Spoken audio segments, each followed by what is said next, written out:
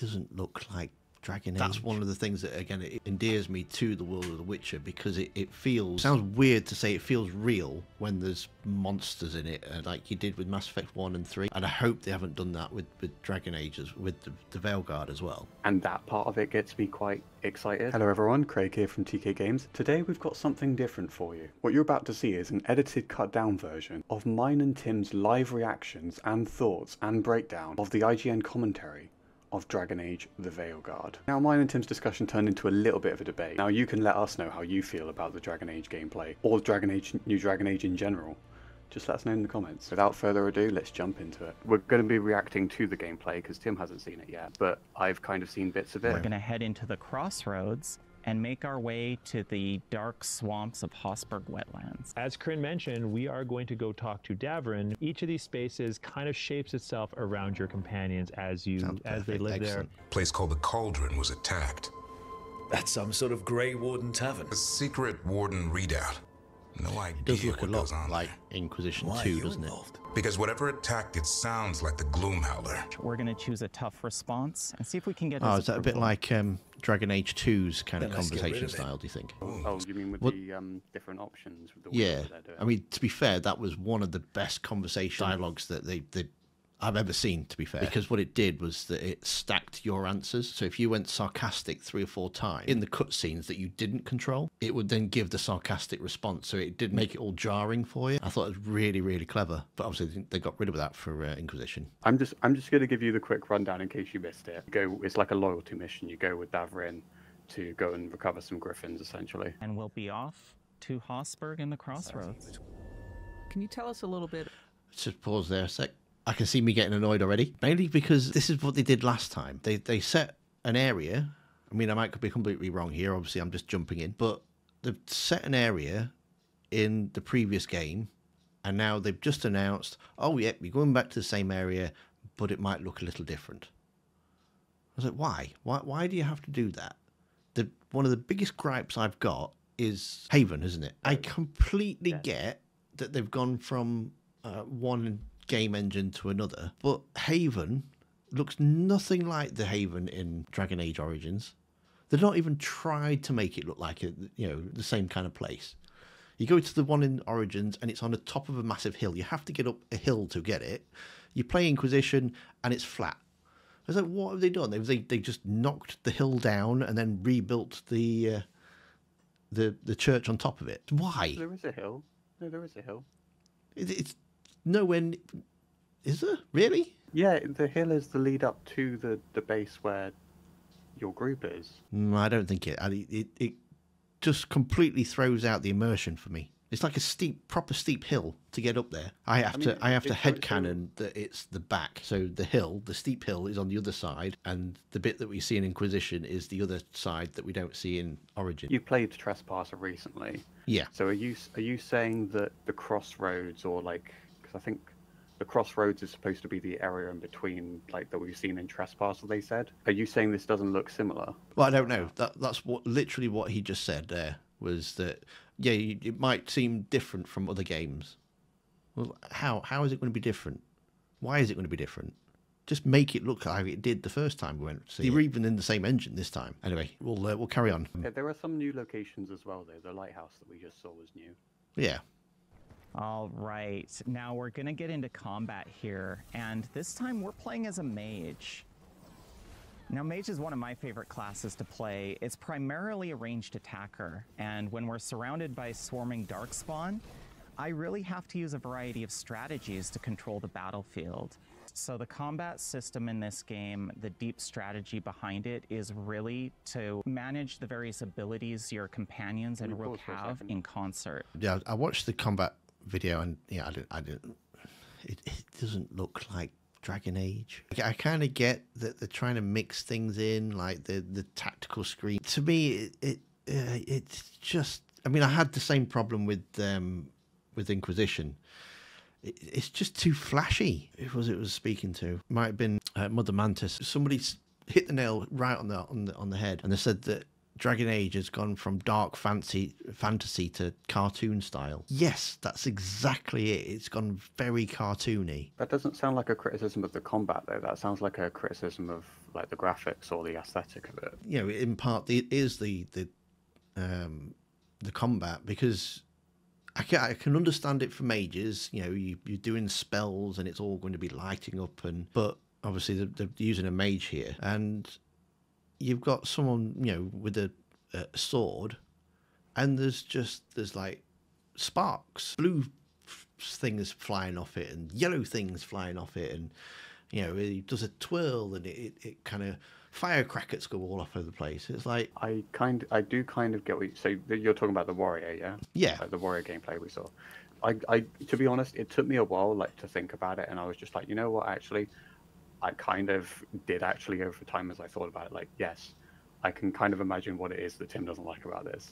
The fact that like it's a warrior that doesn't have like grounded combat that's just, you know, hit people with a sword. Yeah, like, that's it. You get covered in blood. I think it's gone gamey rather than it being like a gritty story of yeah, all right, you've got ogres and darkspawn and it's really dark fantasy, but that's the beauty of it, where it's very medieval and dirty, and it's the sort of things that you read stories about, where now it's just it just looks like a video game. I can see that. You can imagine that the way this is going to play, at least when you actually play it with the controller, like I can imagine it's going to at least play more exciting than Inquisition. Like I feel like with a lot of the variety and like the wheels and the different abilities and like the combos that they talk about as well, like the combat to me looks less repetitive than Inquisition.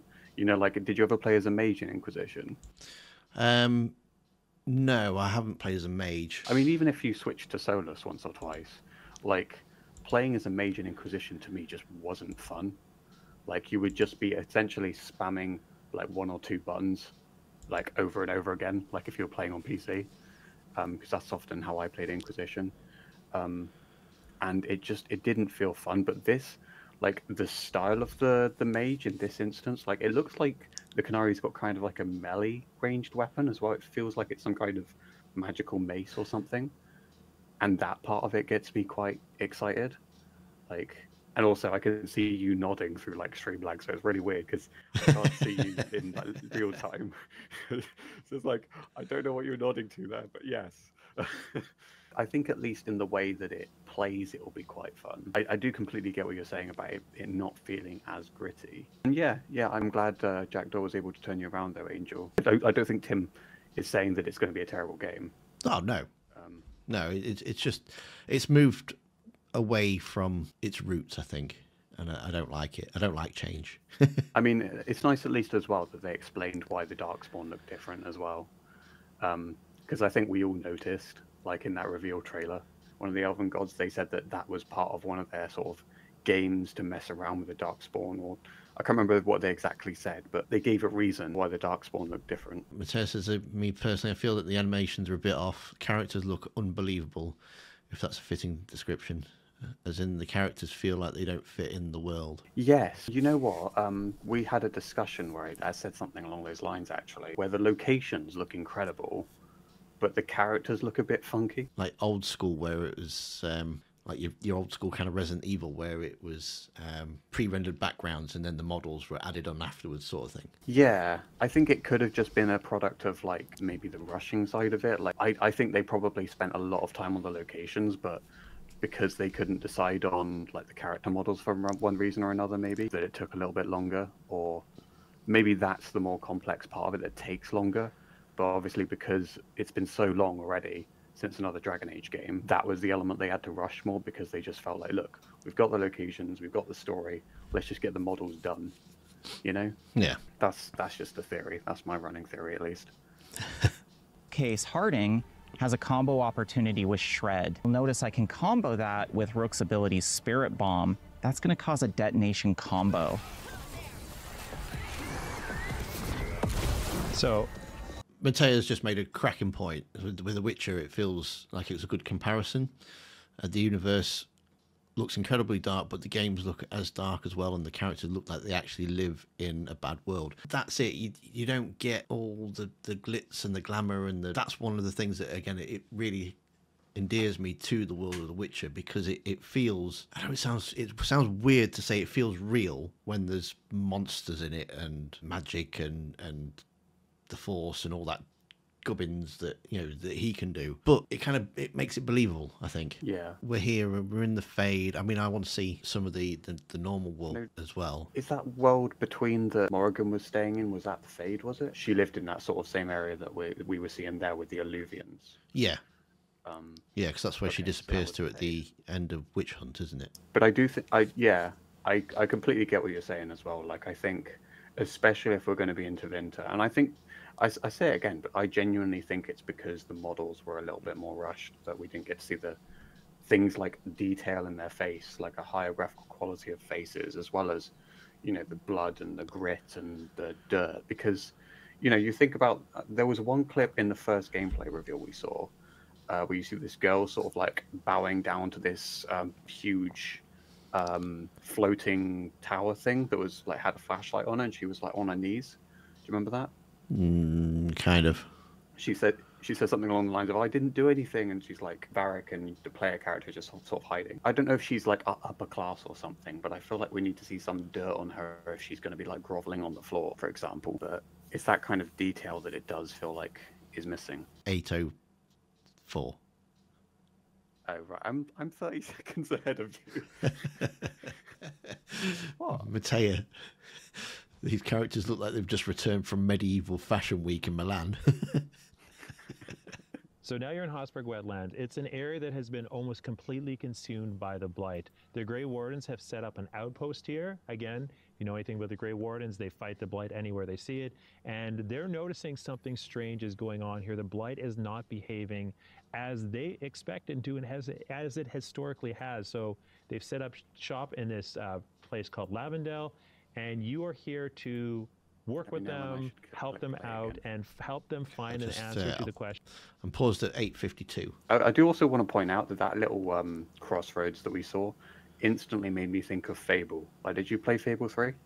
Yes. Many years Sanctuary? Ago. Possibly.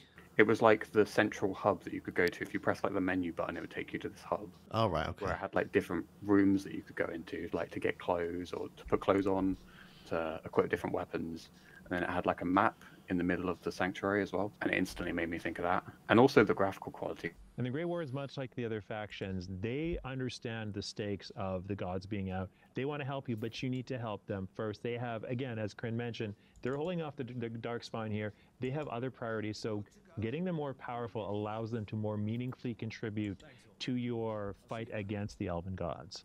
Right. You get better as you go, so you've already gotten to the best Fable experience. Have you seen the trailer for the new Fable, Angel? Craig pointed that out to me, and it looked pretty cool. Really like the vibe of it. I'm just a bit worried that we won't get to customize our character. I don't want to be locked into being a woman. I think I liked that element of the old games where you could pick, just for romance reasons. The Grey Warden Fortress into the small town of Lavendel. Now, this used to be a beautiful place full of life, flowers, and you can see what effect the Blight has had. But the residents are still here. They're trying to make the most of their lives, and you can see there's plenty of opportunities to help them. We wanted to make sure that the side content of Dragon Age the Veilguard felt as meaningful and tied to the overall conflict of the game as anything else you do. Everything needs to feel meaningful. That's what they just said there.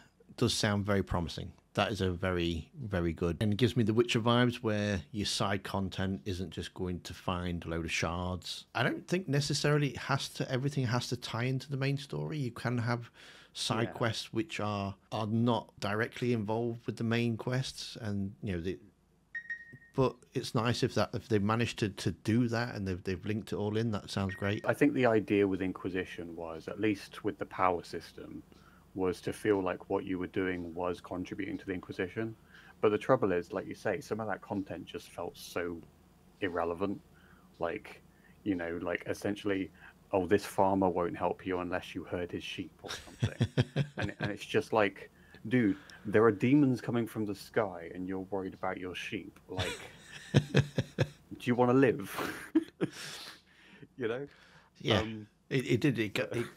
I was replaying Dragon Age Inquisition a couple of months ago, trying to get through it to get to Trespasser, and eventually I gave up and just played Trespasser because it was very much like that. It was, here's somebody in the village and they need you to go to the other side of the map to get something to bring it all the way back to them in the village, and it constantly just like that. Tick sheets like get 25 elf root. I think you hit the nail on the head with what you said about the Witcher quest. They were great because they not only weren't fetch questy, but they gave you an insight into like how the people were so downtrodden, what everything that was happening in the main story was having an effect on the people.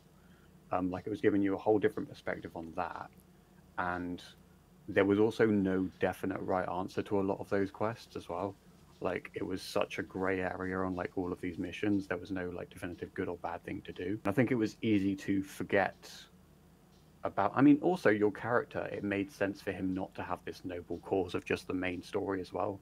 So it fit in with Geralt as well to be doing all these extra things, either for coin or for the goodness of his heart, you know, depending on how you played him. At the end of the day, he's the Witcher and he has to live, and he does stuff for, he kills monsters for money. That's his job. That's his profession. It's another reason why Mass Effect 2 is one of the best games for me, because you don't have this urgency like you did with Mass Effect 1 and 3.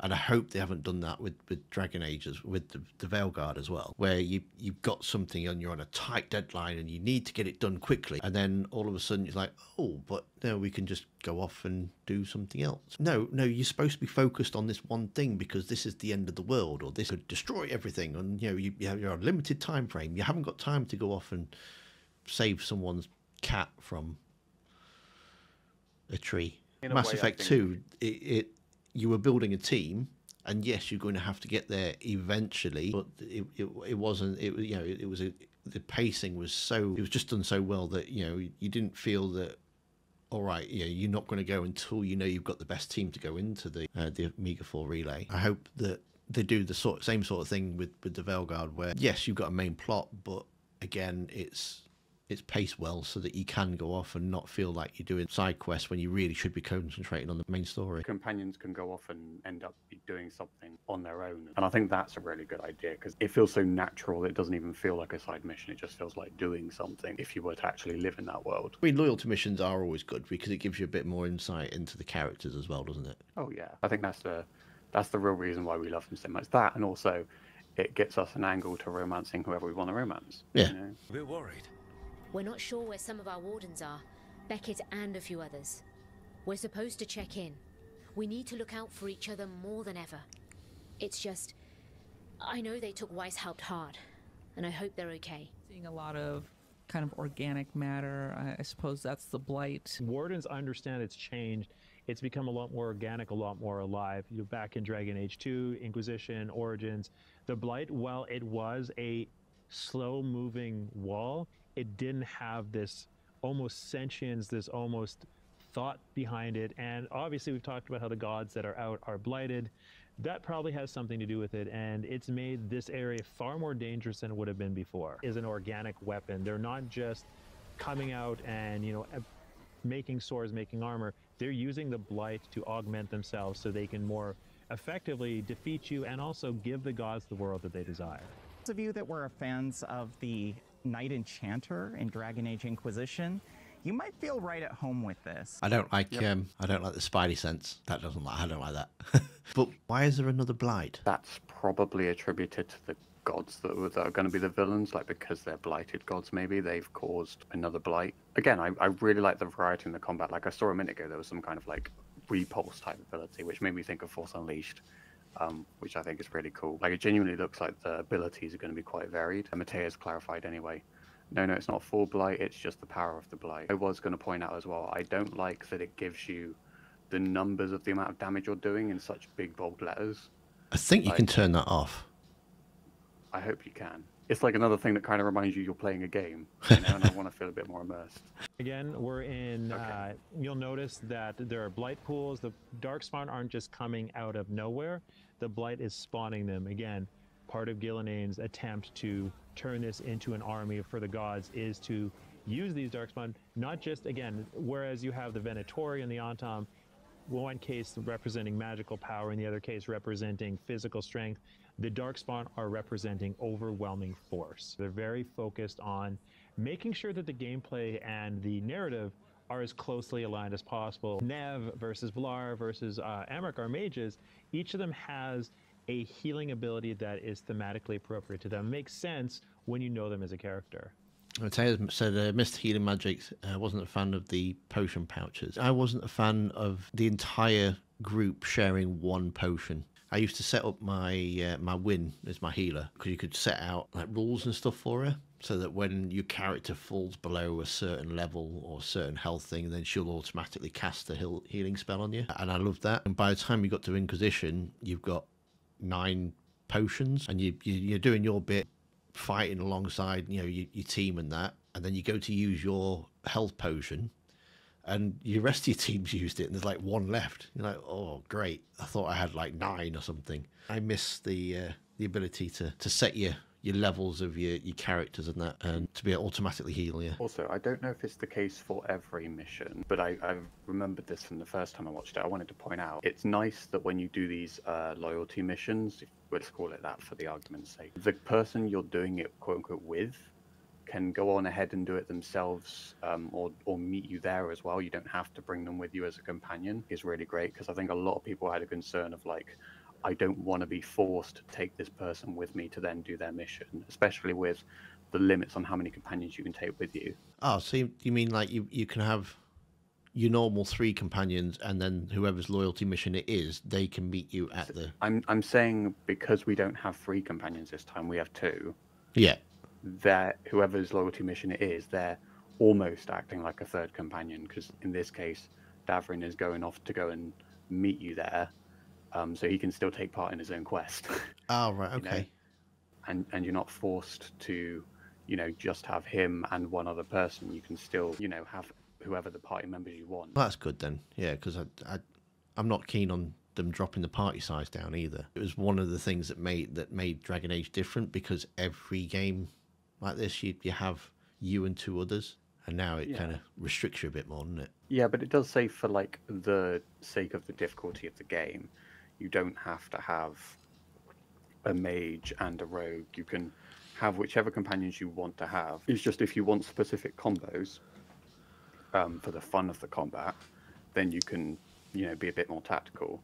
Or if you're playing on like a harder difficulty. I know you probably won't anyway, because I know how much you hate like insane difficulty on that. Also, I do agree with Hollywood Guy though as well about like, yes, there is a lot of combat in what they're showing us, but I do prefer that to the alternative. Like them traveling across this world, I think is very engaging to watch. If I was watching someone's Inquisition playthrough, I would really have to like the creator and really be engaging with the community, because there is just so much walking you have to do that's just not engaging to watch.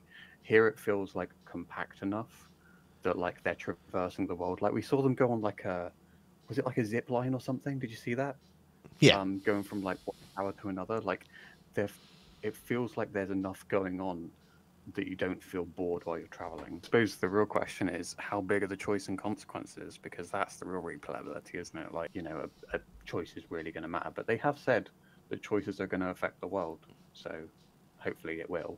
And that will actually have replay value. Can party members leave? I don't know. They did in Origins. You could make them leave in Origins. Origins, you could kill them. Well, yeah, true. I don't think you could in Dragon Age 2, could you? You couldn't make them leave. I'm remembering that correctly. You had rival and you had friendship, didn't you? And you could still be in a romance with the rival, which made absolute no sense to me at all. End of Act 1, your sibling can die. If they don't die, they will leave, just because the plot demands it. You could have a brother or a sister, and I think that was kind of their workaround. But at the very end of 2, they can, you can obviously be forced to fight them if they disagree with you or if your rivalry is too high. And yeah, because I remember one playthrough I had to fight Fenris, which kind of surprised me. Yeah, if certain companions disagree with you, you'll be forced to fight them. I've seen somebody actually have to fight Merrill, which was quite sad for me to watch. Oh, okay. So you didn't mind the walking in Inquisition then? Fun fact, you know that the horses don't actually make you go any faster in Inquisition. Really? Yeah. All they Why did did was they exist then? it was supposed to be a bit of a faster travel, but because they didn't have time to implement the system properly, all it does is the screen zooms in a bit, and they put some like fast moving lines to give you that impression that it's moving faster. So you're missing out on companion banter for absolutely no reason. Exactly. Yeah. Play Inquisition again. Get yourself a horse and you'll see it. I'm never getting myself a horse in that game again. That's a waste of time.